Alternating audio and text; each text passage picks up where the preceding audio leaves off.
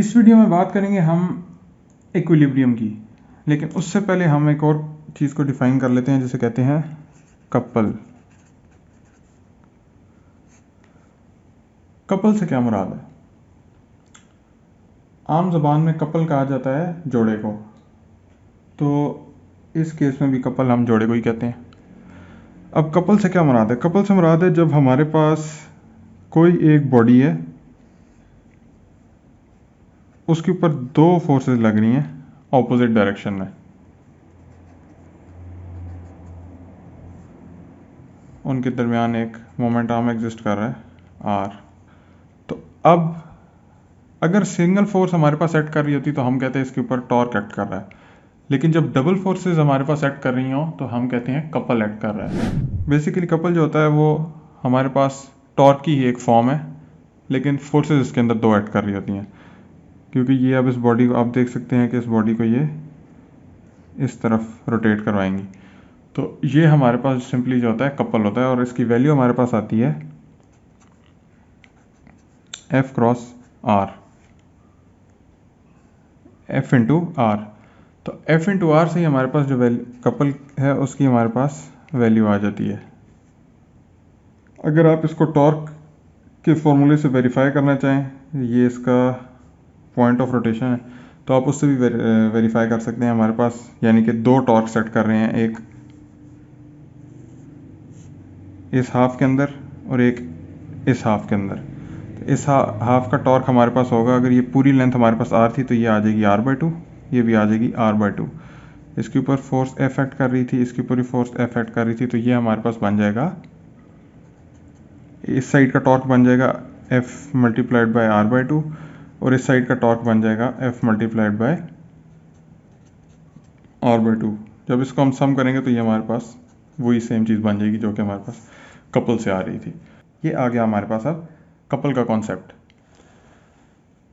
अब कपल के कॉन्सेप्ट से आगे बढ़ते हैं, और हम बात कर रहे थे हमने बात करनी थी इस वीडियो के अंदर इक्विलिब्रियम की। इक्विलिब्रियम अब क्या होता है? सिंपल टर्म्स में हम इक्विलिब्रियम डिफाइन करते हैं जब हमारे पास किसी भी बॉडी के ऊपर एक्ट करने वाली फोर्सेस, या आप कह सकते हैं बस कोई भी बॉडी बैलेंस हुई हुई है तो हम कहेंगे वो बॉडी इक्विलिब्रियम में है। लेमन टर्म्स में हम यही कहते हैं कि कोई भी बॉडी इक्विलिब्रियम में तब होती है जब वो बैलेंस हो। तो फिजिक्स में इक्विलिब्रियम क्या होता है? फिजिक्स में इक्विलिब्रियम को हम दो तरीकों से डिफाइन कर सकते हैं।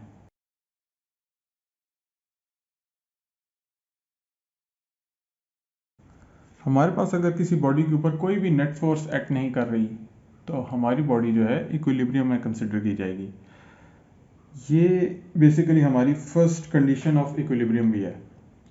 अब फर्स्ट कंडीशन ऑफ इक्विलिब्रियम हमारे पास जो है वो कहती है कि हमारे पास कोई भी बॉडी इक्विलिब्रियम में होगी अगर उसके ऊपर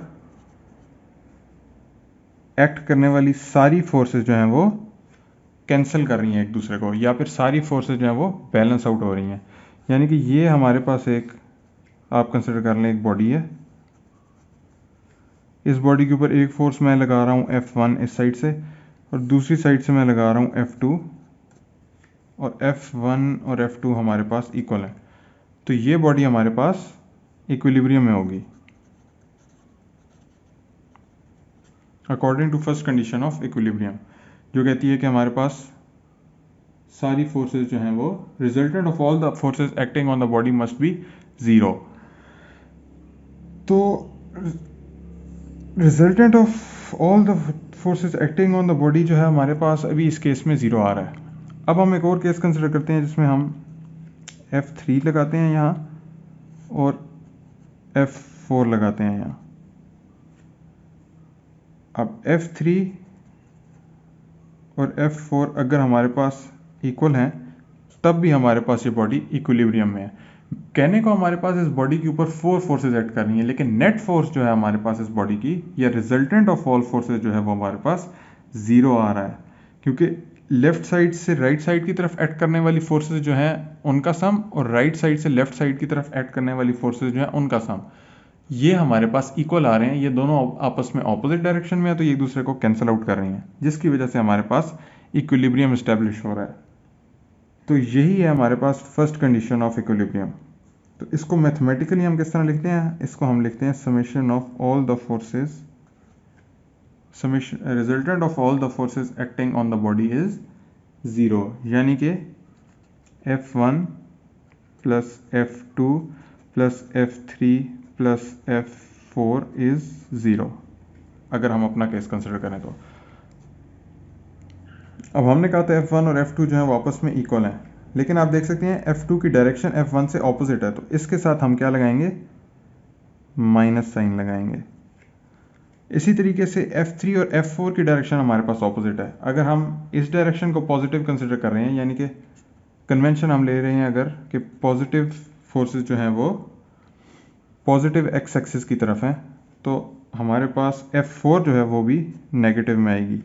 अब F4 और F3 अगर इक्वल है तो नेगेटिव और पॉजिटिव इक्वल टर्म्स आपस में कैंसिल आउट हो गई।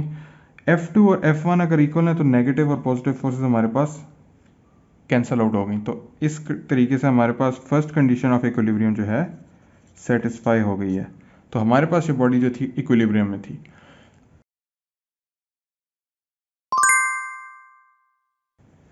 अब एक केस लेते हैं, या चलें इसी के ऊपर मैं आपको बताता हूं।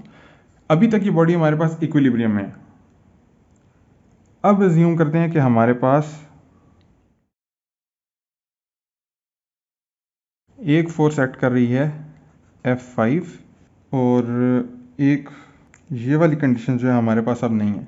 अब हम बात कर रहे हैं, हम कह देते हैं F3 is equal to F4 plus F2, यानी कि ये वाली फोर्स अब हमारे पास इन दोनों फोर्सेस को काउंटर कर रही है। और हम अज्यूम कर लेते हैं कि F1 और F5 जो है वो हमारे पास 0 है, नहीं एक्ट कर रही। तो बेसिकली हमारे पास अगर हम कंसिडर करें 3 फोर्सेज एक्ट कर रही हैं इस बॉडी के ऊपर, और हम इसके ऊपर लगाएं फर्स्ट कंडीशन ऑफ इक्विलिब्रियम, तो हमारे पास आप देख सकते हैं लेफ्ट साइड की फोर्सेज राइट साइड की फोर्सेज आपस में बैलेंस कर रही हैं, लेकिन ये बॉडी इक्विलिब्रियम में नहीं होगी।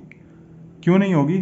क्योंकि इस बॉडी के ऊपर ये वाली फोर्स इस लाइन के अलॉन्ग एक्ट कर रही है, जबकि ये दोनों फोर्सेस और या इनका रिजल्टेंट जो हमारे पास कहीं इन दोनों के बीच में लाई कर रहा होगा।